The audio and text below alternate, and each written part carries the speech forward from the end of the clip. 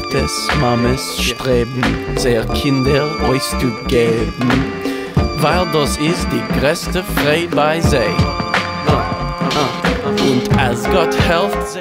Bonsoir et bienvenue sur Yiddish Heint, l'émission mensuelle de la Maison de la Culture Yiddish, ici sur RCJ 94.8.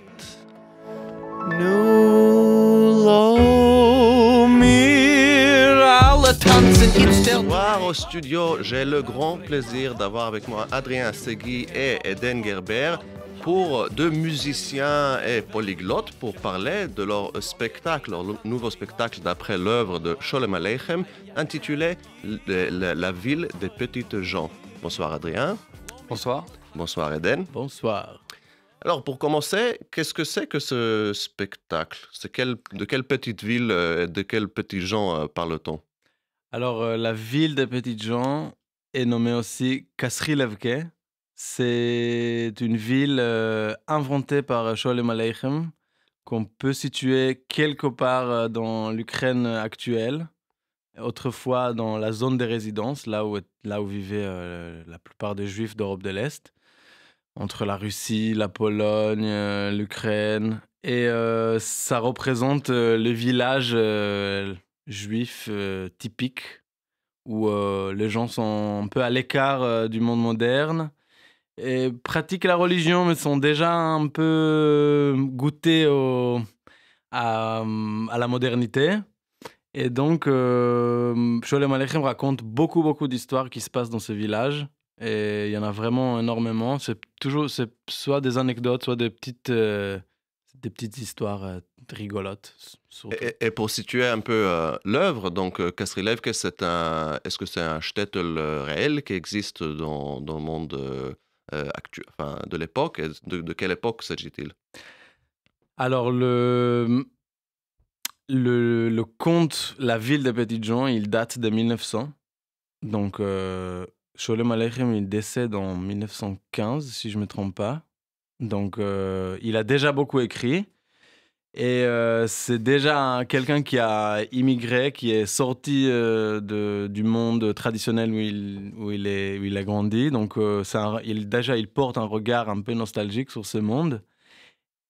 Kasrilevke n'existe pas, mais je pense que beaucoup de gens, quand ils lisent ces histoires, ils s'identifient avec le décor, avec l'esprit des gens, l'ambiance, tout ça.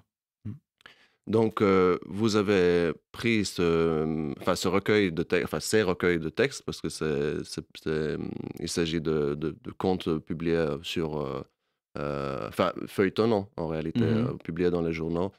Alors d'abord, comment vous avez choisi les textes et qu'est-ce que vous vouliez en faire? En fait, ce texte, c'est un peu une heureuse découverte.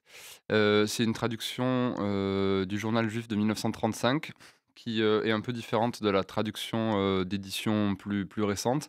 C'est un texte qui nous a beaucoup plu parce que il illustrait. Alors, en fait, on a monté ce spectacle l'année dernière pour le Musée du judaïsme et on avait une commande pour mettre en musique le vernissage de l'exposition de Ribak, un peintre exposé en Israël, dont certaines des œuvres étaient exposées au hommage. Alors, les œuvres, d'ailleurs, elles y sont toujours, puisque l'exposition est prolongée. Et donc, à l'occasion de ce vernissage, on avait un peu carte blanche pour présenter un répertoire klezmer d'Ukraine, pour faire honneur à Rybak, donc, qui était un contemporain de Chagall, mais dont la peinture était inspirée du cubisme de l'époque, dans l'esthétique occidentale. Et donc, on a commencé à se pencher sur ce répertoire klezmer un petit peu... On a cherché un petit peu dans les œuvres de Beregovsky. Enfin, on allait regarder des airs pas trop connus. Et quand on est tombé sur ce texte, ça nous a frappé l'illustration immédiate que ça a provoqué. Donc, moi, je veux juste préciser que moi, je voulais lire juste le début de ce texte. Et tu m'as demandé ce que c'était exactement comme œuvre, et du coup, je te l'ai envoyé. Et c'est toi qui l'as lu. parce qu'on a trouvé cette traduction et tu as dit, ah, mais en fait, ce texte, il est génial, même en intégralité. Enfin, il y a vraiment beaucoup de choses Ouais. intéressantes. Bon, après, on avait une contrainte de durée sur, Oui. sur cette présentation de ce répertoire hommage. Et d'ailleurs, c'est ça qui nous a poussé ensuite à... Parce que du coup, on avait fait une présentation un petit peu C'était partielle, court. Ouais, voilà, c'était assez 25 courte. minutes. Ouais. Et c'était trop dommage parce que ce texte, pratiquement dans son intégralité, il méritait d'être mis en musique. Donc c'est tout Kasri Lefke qu'on a... Donc là, pour rétablir le timeline, c'était l'année dernière que vous avez conçu de ce spectacle. Alors l'année hommage. dernière, pardon, c'est 2022, 2022. du coup, parce que là, on est... Parce que là, ouais, il faut s'adapter Ouais. faut s'adapter au nouveau temps quand même. Oui.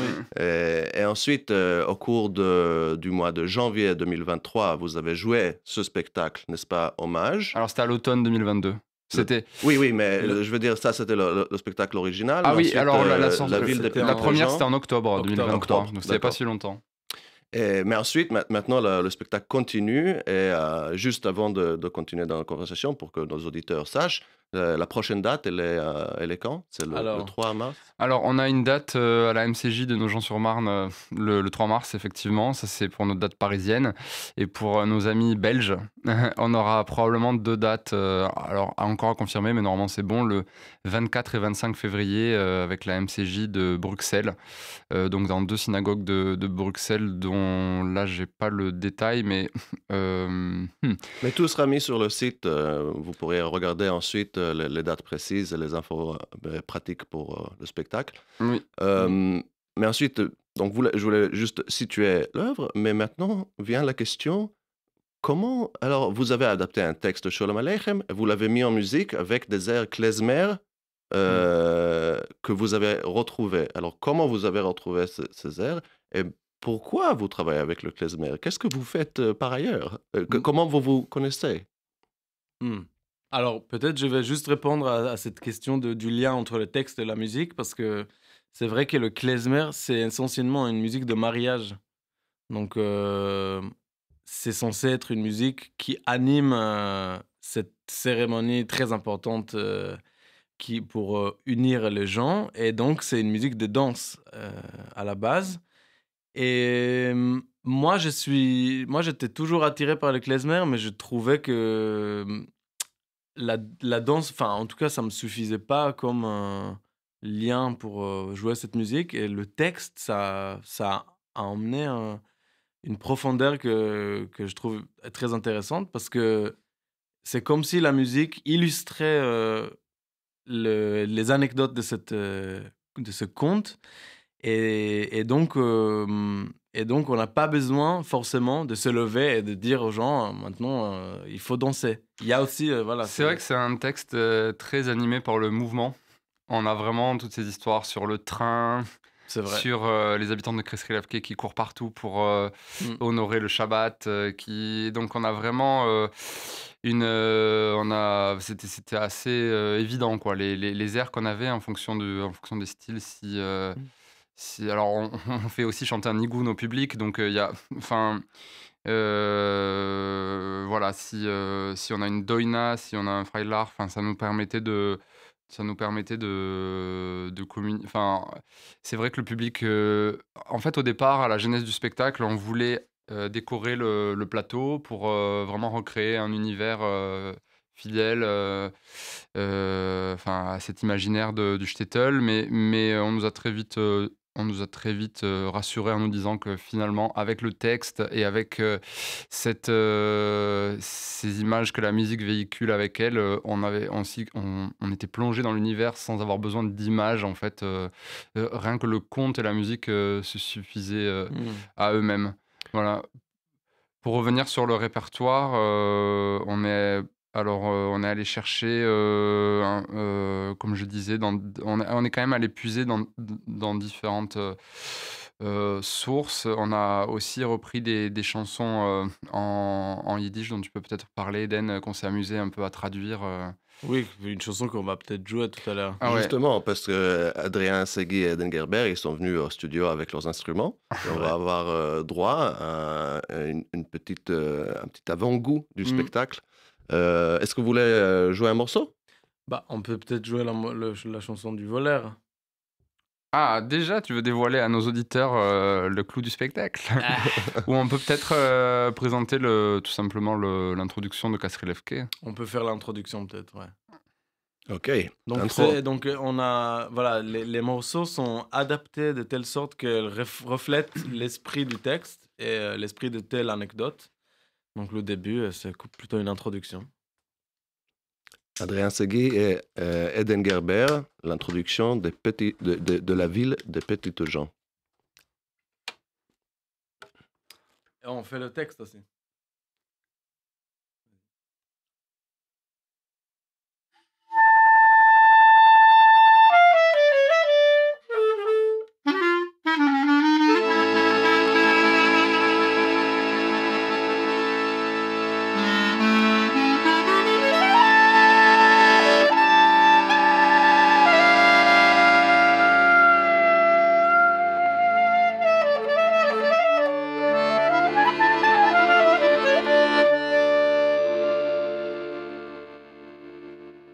Die Stadt von die kleinen Menschenlech, wo sich vier dich hinein kann lesen.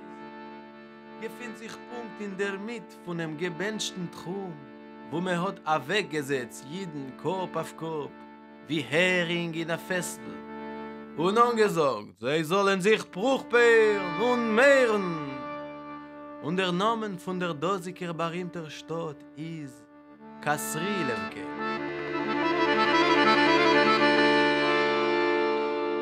Amis lecteurs, la ville des petites gens où je te mène se trouve juste au centre de cette zone bienheureuse où l'on a tassé les juifs les uns sur les autres comme des harengs dans un tonneau en leur ordonnant de croître et de prospérer. Cette ville célèbre s'appelle Kasrilevke.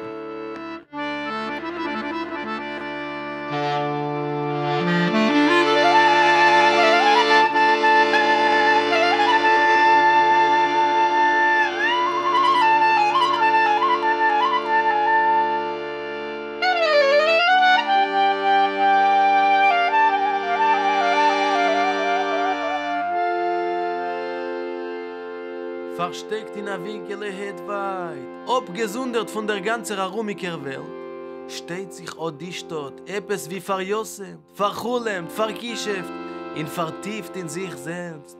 Gleich wie mit ihr Gehör sich gar nicht an und der ganze Tararam, mit dem Harmider, mit dem Läufenisch, Joggenisch, Hetzenisch, Pressenisch.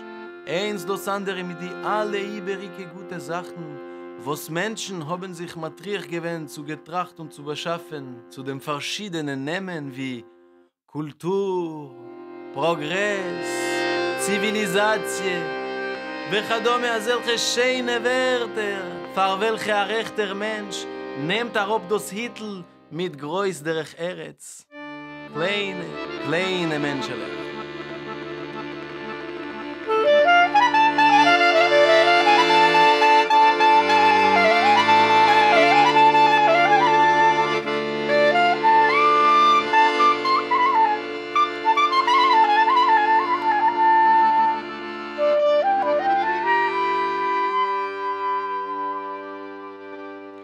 Cachée dans un coin loin, très loin, isolée du monde, cette ville est assise telle une orpheline, rêveuse, ensorcelée, repliée sur elle-même, comme si tout ce tumulte, cette fièvre, cette agitation ne la regarde pas.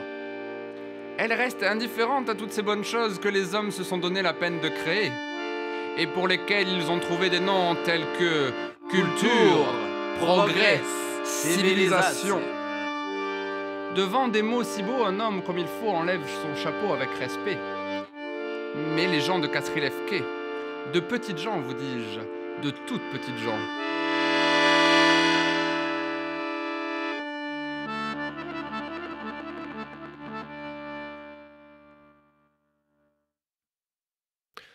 Waouh, magnifique. Donc, c'est vraiment du klezmer. Je ne veux pas dire authentique parce que c'est un terme que je trouve bizarre. Mais en tout cas, ça me fait penser. Ici à l'émission, on avait Nicolas Dupin également il y a quelques années d'ici, on avait fait une émission justement sur qu'est-ce que c'est que le klezmer, à essayer de comprendre d'où ça vient et d'où viennent d'où vient ce mélange entre Est-Ouest. On a parlé des modes, des harmonies, enfin Nicolas Dupin en a parlé beaucoup mieux que moi. Mais là, j'entends en effet, parce que je connais votre œuvre musicale qui prédate donc ce spectacle avec le groupe Asafir, où vous vous plongez véritablement dans une recherche poussée, d'après d'avoir le vrai timbre, d'avoir le vrai goût des mélodies de l'Est. Est-ce que vous pouvez en parler? Enfin, comment votre culture musicale, également de la musique grecque, turque, ottomane, balkane, est-ce que ça a joué un rôle dans la création de ce spectacle? Bah, c'est vrai qu'une des sources du klezmer, c'est la musique gréco-turque. Il y a des formes musicales dans le klezmer qui s'appellent terkisher. Donc, il y a vraiment un lien musical et culturel parce qu'on sait qu'il y a aussi des musiciens klezmer qui sont partis itinérants jusqu'à Istanbul et faisaient des allers-retours comme ça entre l'Ukraine, la Roumanie jusqu'à Istanbul. Donc, il y a des liens avec la musique turque et la musique grecque. Le mode on trouve dans le klezmer existe aussi dans ces musiques-là, dans le turc et le grec. Et là, donc oui, on cherche à s'approcher le plus du style klezmer. Ce qu'on vient de jouer maintenant, c'est une doina et qui a été aussi enregistrée par Dave Taras, qui est un grand clarinettiste d'origine roumaine qui a émigré aux États-Unis. Et déjà, dans ce début de doina, je trouve qu'on trouve déjà des influences un peu plus, je sais pas si américaines, mais en tout cas, il y a plus une mise en scène, c'est plus théâtral. Ta ta ta ta ta ta ta ta da da dam. Je sais pas si c'est, comment dire, je sais pas si c'est une ouverture authentique d'une doina, mais en tout cas, c'est le début d'une doina de Dave Taras. Donc, il y a toujours ces mélanges entre la musique klezmer d'un côté et puis les influences d'autres musiques, que ce soit la musique américaine, que ce soit la musique roumaine ou musique turque, ou la musique classique, parce que les klezmorim, certains connaissaient aussi des répertoires de musique classique. Donc, il y a toujours ce dialogue entre les différents styles. Oui, surtout enfin, des musiciens comme Dave Taras, qui lui, il est né en Ukraine, ensuite il émigre comme enfant prodige aux États-Unis, où il fait une carrière brillante sur la scène de Broadway également. Et cette influence Broadway s'entend dans ses interprétations. Mais là aussi, j'entends un peu de Zev Feldman, enfin, une espèce de retour. Il y a du Dave Taras et ensuite ça revient par Zev Feldman pour une recherche qui va au début du XXe siècle, pour chercher comment ça aurait été sur le terrain. Oui, il y a carrément on cherche à s'approcher du terrain. C'est-à-dire, aujourd'hui, dans le klezmer, il y a beaucoup de gens qui vont regarder des manuscrits, qui vont interpréter des mélodies qui ont été récoltées et collectées par des ethnomusicologues différents. Et donc, ces mélodies n'ont jamais été enregistrées. Et c'est une des sources aujourd'hui du renouveau de la musique klezmer. D'ailleurs, sur si je peux me permettre, sur ces mélodies collectées, des fois, parfois, ou même souvent, on a la trace que de la mélodie.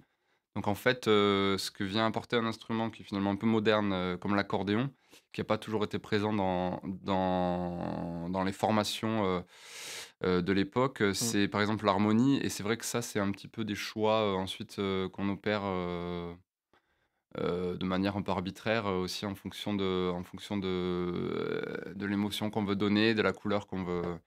Voilà, des fois, on n'a pas, juste simplement, on n'a pas accès à ces informations-là, donc on les recrée, quoi. Oui, oui, mais avec votre background de musique de l'Europe de l'Est, du sphère ottoman, je trouve personnellement que que vous avez un bon, enfin un mélange très cohérent entre mélodie et Ou harmonie. oui, oui, Oui. oui. Ça Après, colle des très fois, on bien. s'amuse à créer des choses qui sont pas peut-être, très académiques, Mm. mais c'est aussi, au service du spectacle.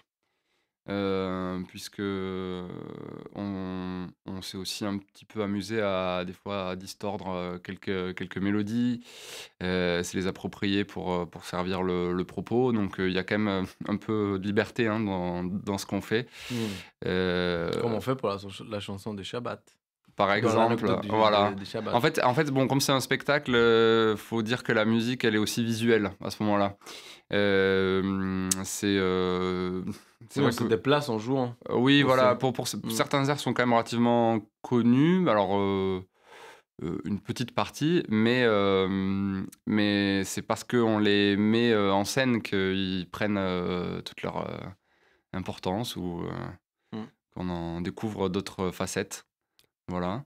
Il faut et c'est vrai que en fait, on a un peu puisé, on n'est pas resté dans le répertoire exclusivement klezmer, on est allé un peu aux frontières de ce répertoire. Donc, on a des airs aussi qui peuvent rester, inconnus aux oreilles du public, habituel. On est allé chercher un petit peu dans le répertoire roumain, dans les croisements qu'il y a entre le répertoire tzigane et le répertoire klezmer, donc Mm. on s'est permis quelques libertés. C'est un vrai régal musical. Et parlons donc justement un peu plus du spectacle. Donc vous dites, vous vous êtes amusé à jouer avec les morceaux au service du spectacle. Qu'est-ce qu'on peut s'attendre de voir? Est-ce que c'est un seul récit? Est-ce qu'il y a un protagoniste? Qu'est-ce qui se passe? Qu'est-ce que le Bah, public peut s'attendre? donc il y a un protagoniste, il s'appelle Kasri Levke, et c'est la ville en fait. C'est vraiment le sujet de cette histoire, c'est la ville. Et toutes les anecdotes sont racontées au service du tableau de la ville. Donc c'est vraiment des anecdotes. Il y a une introduction et puis une série d'anecdotes sur la ville des Petits Gens et sur les Petits Gens eux-mêmes, les Kasri Levniks. Et nous, on a fait le choix de ne rien mettre sur scène à part deux chaises sur lesquelles on s'assoit de temps en temps et qui nous sert aussi pour recréer une ambiance spéciale à la fin du spectacle qu'on ne dévoilera pas sur les ondes. Mais du coup, il y a toujours une anecdote qui est racontée en yiddish et en français ou uniquement en français. Ça aussi, c'est un choix, c'est-à-dire notre public ne comprend pas le yiddish, enfin à part certains élus. Mais du coup, il faut traduire. Ou bien, il faut raconter en français. Et la traduction qu'on a trouvée, elle est géniale parce qu'elle a vraiment gardé l'esprit du yiddish.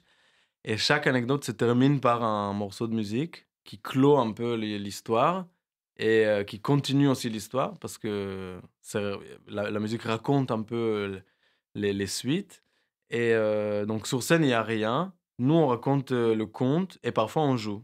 Et ça, c'était quelque chose de nouveau qu'on faisait pas avant. Enfin, en tant que musicien, on n'est pas emmené à faire du théâtre forcément. Et là, il fallait faire un travail parce qu'on était un peu coincé. Il fallait qu'on ait des ressources pour jouer sur scène. Et on a travaillé avec une comédienne, Clara, qui nous a vraiment donné des clés pour débloquer certaines choses. Et du coup, aujourd'hui, c'est vraiment un spectacle qui est à cheval entre la musique, le conte et le théâtre. Clara Mhm. Lurette-Para, effectivement, voilà, qui nous a apporté son regard. Et on a aussi travaillé avec une régisseuse lumière qui nous a aidé à mettre le spectacle en lumière. Donc Louise Brunon, tout ça, on l'a fait à l'occasion d'une résidence au Musée du Judaïsme en juin dernier. Donc c'était un spectacle qu'on avait un peu taillé sur mesure pour la scène du Mage, qui est finalement une scène de théâtre. Donc toutes les représentations qu'on a fait ensuite, donc au théâtre Comédie Nation, on était vraiment dans un univers théâtral plus que musical. Mm. Ouais. Et pour revenir sur les histoires de ce spectacle, effectivement, on a quand même le personnage principal qui est le Kasrilevnik, l'habitant de Kasrilevke, en fait, c'est un spectacle qui, enfin, le propos oscille entre narration et dialogue, parce que dans le texte brut de Sholem Aleichem, on a aussi du dialogue, donc on fait un peu dialoguer. En fait, ce dialogue, souvent, on le laisse en yiddish et on le traduit en français pour créer une espèce d'échange entre les deux langues.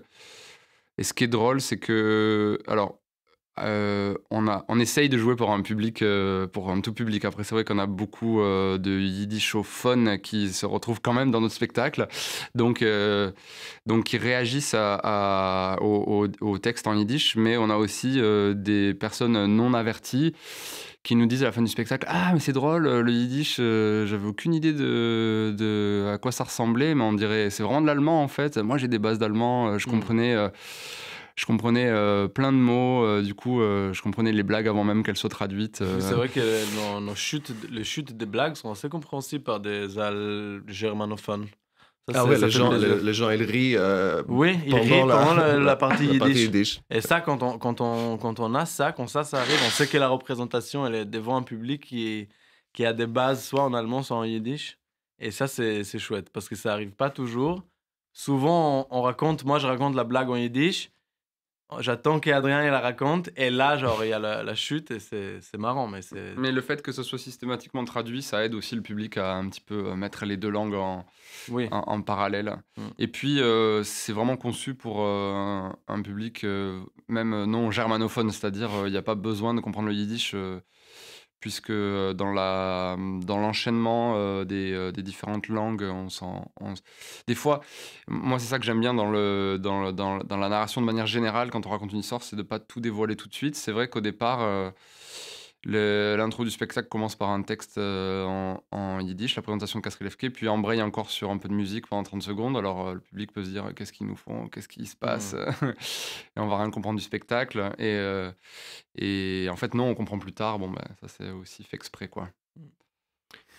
Peut-être qu'on peut entendre encore un morceau, peut-être avec un peu de dialogue, justement, de Sholem Aleichem. Moi, je me demandais si on pouvait faire l'anecdote de Shabbat, parce que justement, ça déforme. On prend une mélodie hyper connue et on la déforme, et il y a aussi le dialogue qui est assez sympa sur les petits gens qui courent toujours. Tout à fait, tout à fait. Les petites gens sont Les petites gens sont toujours affairés, ils courent toujours, ils n'ont jamais le temps. Mais où courez-vous ainsi? Où nous courons? Où nous courons? Est-ce qu'on sait? On croit qu'on gagnera quelque argent pour le Shabbat. Fardinen auf Shabbos, das ist sehr ideal. A ganze Woche wollen sie auch arbeiten, mit blutigen Schweißhorven, verschwarzt werden. Kein die Erd, essen Makes, trinken Kadoches. Abi so sein auf Shabbos. Und beemes. Kum der lieber heiliger Shabbos. Is a kapore Yeupetz, a kapore Odess, a kapore Afile Paris. Gagner quelque argent pour le Shabbat est leur idéal. Toute la semaine ils peinent, suent eau et sang, s'exténuent. Toute la semaine, ils mâcheraient de la terre, mangeraient leurs plaies, boiraient leur fièvre, pourvu qu'ils eussent de quoi célébrer dignement le Shabbat. Ce jour-là, voyez-vous, Kasrilevke se moque de tout le monde, de Yehoupetz, d'Odessa, et même, mais de Paris. Mir sagt, Azin Kasrilevke is a Stadt. Hat sich noch nicht getroffen. Als Jid soll dort ein Shabbos Cholile darfen hungern. Warum... Wie geschickt sich es, als Yid soll nicht haben kein Fisch auf Shabbos? Depuis que Kasrilevke est Kasrilevke, il n'est jamais arrivé qu'un juif y soit mort de faim un jour de Shabbat. Avez-vous déjà vu un juif qui n'aurait pas de poisson le samedi? Hat nicht kein Fisch, hat Fleisch. S'il n'a pas de poisson, il a de la viande. Hat nicht kein Fleisch, hat Hering. S'il n'a pas de viande, il a du hareng. Hat nicht kein Hering, hat Challe. S'il n'a pas de hareng, il a de la brioche. Hat nicht kein Challe, hat Brot mit Zwiebeln. S'il n'a pas de brioche, il a bien un morceau de pain et un bout d'oignon. Hat nicht kein Brot mit Zwiebeln? Leiter beim Schochen. Iberach Tog Shabbos, ודר שוכן ליין באים. Die Welt ist ein Rädel und es dreht sich. Et s'il n'a même pas cela, il le demande à son voisin. Qu'est-ce que cela peut faire? La semaine suivante, le voisin empruntera chez lui.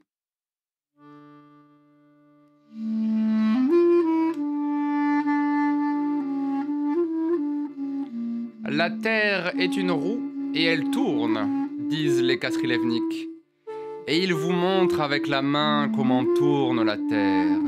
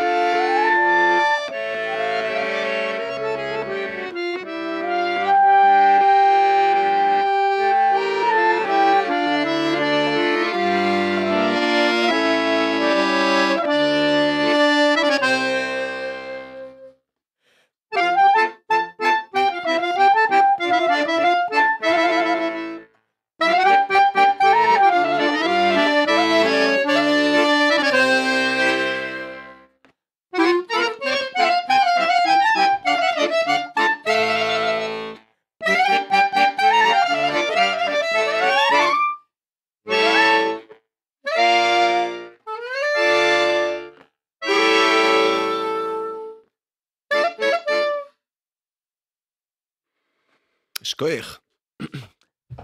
Donc, je vous rappelle, on est là sur Yiddish Heint, sur RCJ 94.8 avec Adrien Segui et Eden Gerber à parler de leur spectacle La ville de Petite-Jean, un spectacle musical et loufoque à partir de l'œuvre de Sholem Aleichem.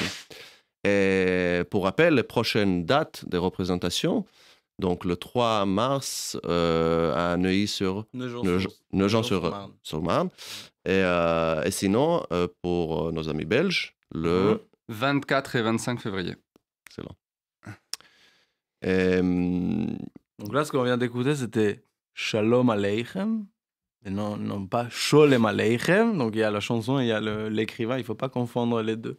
Ça ne se prononce pas pareil. Ah, c'est pas une chanson qui a été écrite sur lui? Bonne question. D'ailleurs, j'en profite pour signaler une autre date, le 4 octobre prochain, au festival Drom & Claise. C'est un festival autour des musiques juives à Dieu-le-Fit, dans la Drôme, qui est un village de Juste. Voilà, ce sera la deuxième édition du festival cette année. Donc, ce spectacle, j'aimerais savoir, comment vous avez découvert le yiddish, un peu connaître votre parcours par rapport au yiddish. Moi, ma rencontre avec le yiddish, elle a été, je peux la situer quand j'avais, je pense, 14 ans. Et j'habitais à Kfar Saba en Israël. Et en fait, ma grand-mère, elle était très âgée et il y avait une dame philippine qui s'occupait d'elle. Et le dimanche, elle ne pouvait pas être là. Donc moi, j'allais de temps en temps dormir là-bas pour surveiller que tout se passe bien. Et en fait, la nuit, elle s'est réveillée. Et moi, ça me faisait trop peur parce qu'elle était très âgée et on venait vraiment de mondes vraiment différents. Et justement, en se réveillant, elle allait s'installer à côté de la porte. Et là, elle a invoqué tous les fantômes, je pense, de sa vie antérieure parce qu'elle est née en Ukraine. Donc, elle s'est mise à parler en yiddish. Et moi, ça a laissé des traces. étrange dans mon enfance parce que tout d'un coup, je vois ma grand-mère qui parle une langue que je comprends absolument pas, que personne autour de nous ne parle. Et donc, c'était un sentiment d'inquiétante étrangeté. À la fois, c'était proche parce que c'était ma grand-mère, mais en même temps, j'avais aucune idée de ce que c'était. Et c'était la première fois où j'ai entendu les yiddish. Et après, c'était surtout à Paris que j'ai découvert euh, cette langue en allant à un centre culturel yiddish, à Medem, et en rencontrant Batia et Batia Yitzhak. Baum, Ouais. qui vient de nous quitter Ouais. récemment. Et tout à l'heure, justement, j'en parlerai d'une petite soirée d'hommage pour elle. Mais Adrien, ça m'intéresse aussi de connaître, de savoir comment vous avez rencontré le Yiddish. Alors moi, ma première rencontre avec le yiddish, c'était quand j'ai découvert le groupe Les Yeux Noirs, voilà, qui m'avait plongé dans l'univers de la musique klezmer. Et alors, je dois confesser que je ne suis pas yiddishophone, malheureusement. Ça Donc, arrive. Eden est notre porte-voix à tous les deux. Mais c'était il y a déjà longtemps, c'était pratiquement aux origines, à mes débuts musicaux, à mes débuts à l'accordéon que je suis tombé dans la musique klezmer et cette langue, que je prenais pour de l'allemand aussi au départ, comme notre public et hem et donc oui, c'est à travers ces chansons, en fait, que j'ai entendu beaucoup, qui n'ont pas bercé mon enfance, mais plutôt mon éducation, musicale, entre autres influences. Après, j'ai eu l'occasion, pendant ma formation de me rendre, quelques fois au festival de Weimar, qui est le rendez-vous européen, autour du yiddish et de la musique klezmer. Yiddish Summer Weimar, Weimar, voilà, qui est organisé par Alan Bern. C'est un festival qui dure pratiquement tout l'été, chaque année depuis plus de 15 ans. Et c'est un festival que j'avais eu l'occasion de découvrir aussi à mes tout débuts accordéonistiques. Donc j'avais eu beaucoup de chance et j'avais rencontré aussi des grands noms de la musique klezmer qui venaient d'Angleterre, mais aussi des US pour donner des cours. Et ça m'avait beaucoup, beaucoup inspiré. Et donc, quels sont vos prochains projets? Qu'est-ce qu'on peut s'attendre de vous par la suite? Alors, tu sais que Kasri Levke, c'est un shtetl, mais en fait, c'est une grande ville. Il se passe beaucoup de choses et on est en train de découvrir ce monde. Non, mais c'est une blague, mais oui, je pense on n'a pas encore fait. Bah, bien sûr qu'on n'a pas fait le tour ni de ce spectacle, ni de cet univers. Donc, je pense qu'on va continuer à creuser un peu ce qu'on peut. Voilà, on va creuser cette question du yiddish, du klezmer. Et en parallèle, on est toujours en train de développer notre projet de musique grecque, parce qu'on fait partie du même groupe qui s'appelle Asafir. Et c'est un autre genre de spectacle, parce que c'est vraiment que de la musique, il n'y a aucun conte. C'est des chansons en grec.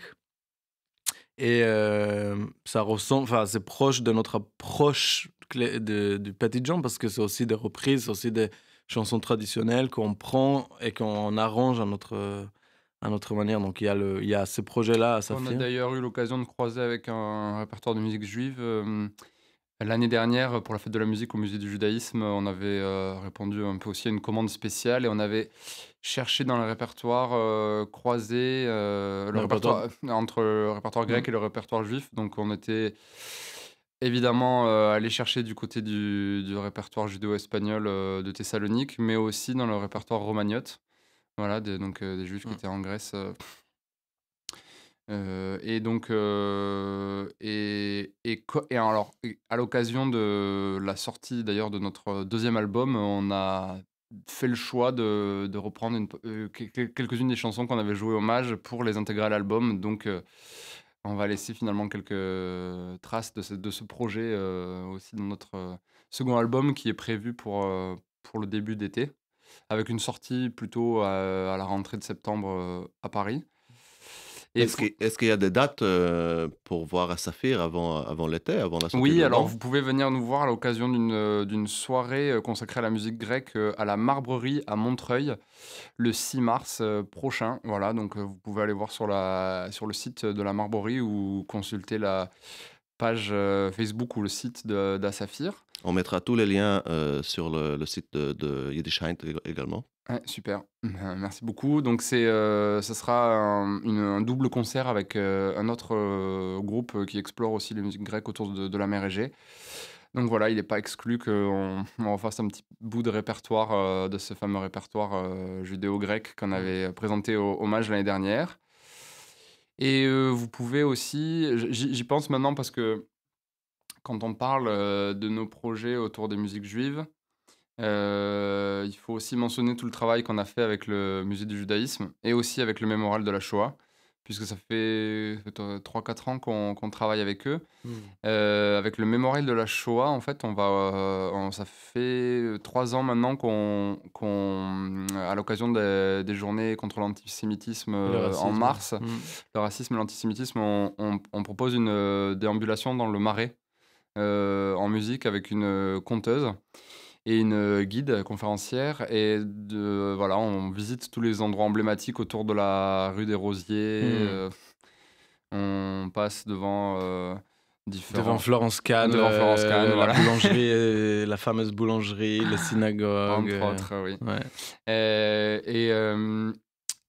Et voilà, donc c'est l'occasion de se promener dans le Marais en écoutant un répertoire klezmer Tony Truant. C'est le 17 mars, voilà, ça sera à 14h il me semble. C'est en lien avec c'est organisé par le Mémorial de la Shoah, donc il faut passer par il faut réserver probablement par leur site internet, voilà. Ouais. Donc nos auditeurs, vous avez plein d'occasions d'aller voir Adrien Segui, Eden Gerber et aussi leur groupe à Saphir. Donc le 24-25 février en Belgique à Bruxelles, pour le spectacle. Le 3 mars à Nogent-sur-Marne, également pour le spectacle. Le 6 mars avec Asaphir. Avec Asaphir à la Marbrerie. Et le 17 mars, la promenade dans le Marais. Ouais. Excellent. Et je dois dire également que lors de l'émission, on a parlé un peu justement de toutes les connexions que la musique klezmer a avec ses environs. Enfin, Eden, vous avez mentionné que la musique klezmer était une musique de mariage au départ. Et il faut dire également que ce n'était pas seulement pour les mariages juifs. Les klezmorim, ils jouaient également dans les mariages des paysans non juifs autour d'eux.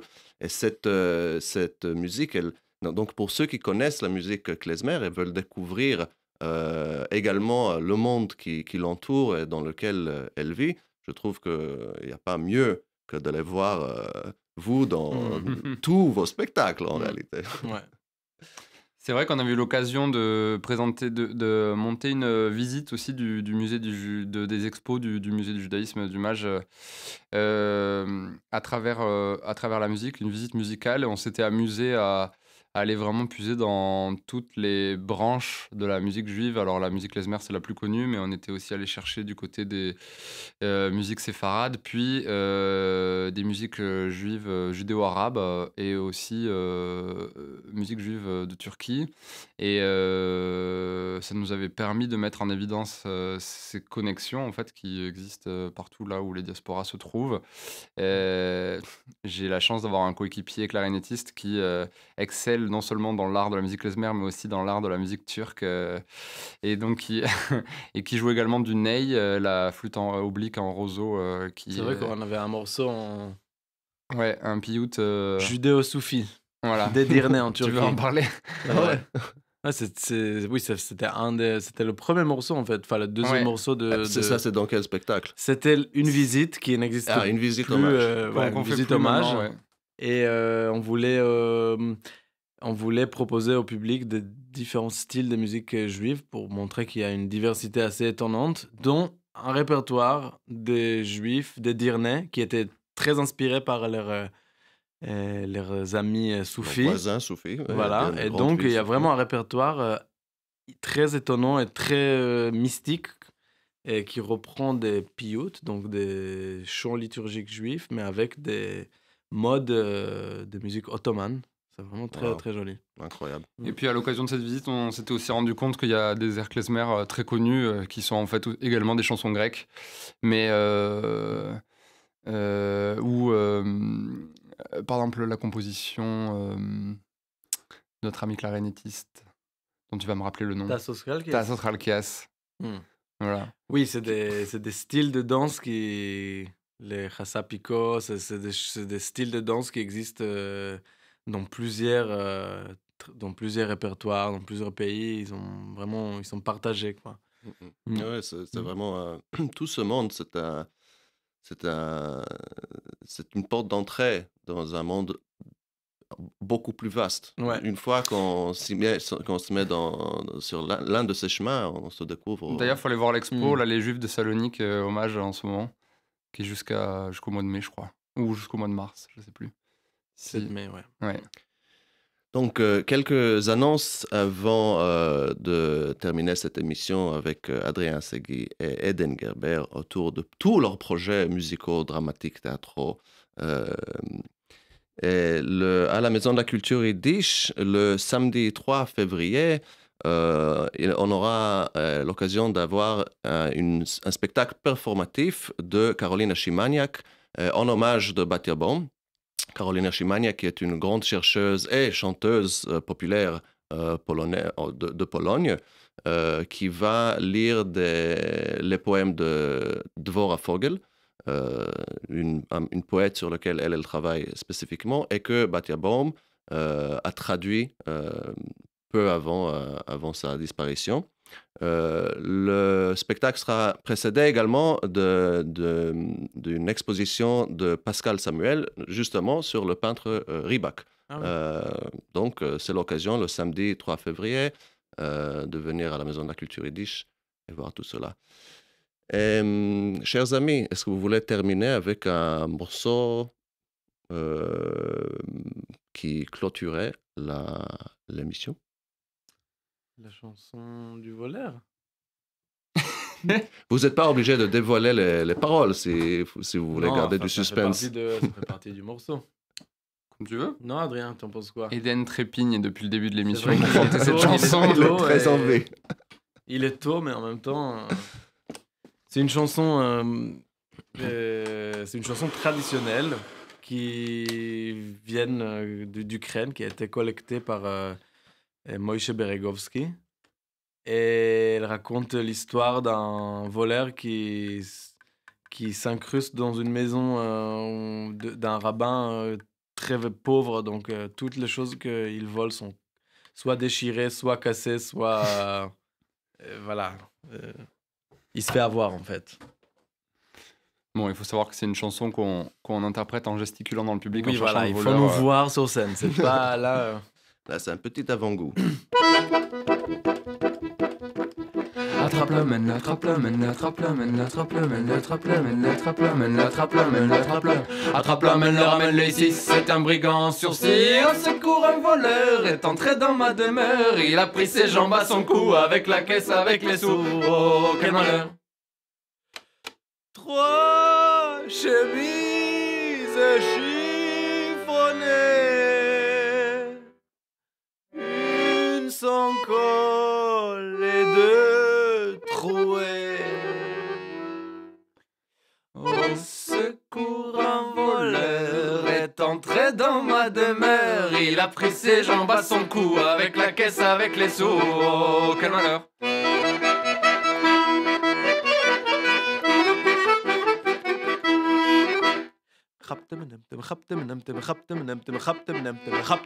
Setzt mal rein, אפשר ותרמוידה זין. אוי גוואלט הגנב, hat doch mich beganvet, hat doch bei mir zigenehmen, hat doch bei mir zigenehmen, alles für mein Stimm. Oi 7 hiner wie die Ziegel, 3 on Cap, in 4 on Fliegel. Oi, gewalt a ganef, hat doch mich beganwet. Hat doch bei mir Ziege nehmen, hat doch bei mir Ziege nehmen, alles mit mein Stimm.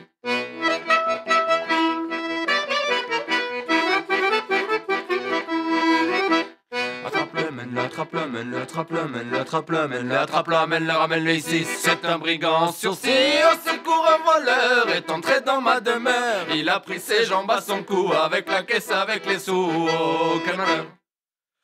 Oi, 3 casseroles et tout usé. Une sans manche et 2 cramées. Au secours, un voleur est entré dans ma demeure. Il a pris ses jambes à son cou, avec la caisse, avec les sous. Oh, quel malheur.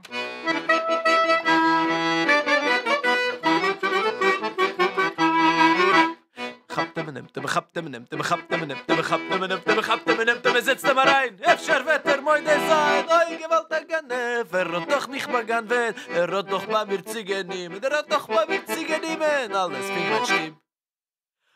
Oi, sieht leichter wie die Stirn. 3 on Fies, in 4 on Rehren. Oi, gewaltig Ganef, hat doch mich beganwet. Hat doch bei mir Ziege nehmen, hat doch bei mir Ziege nehmen. Alles fing mit Stimm.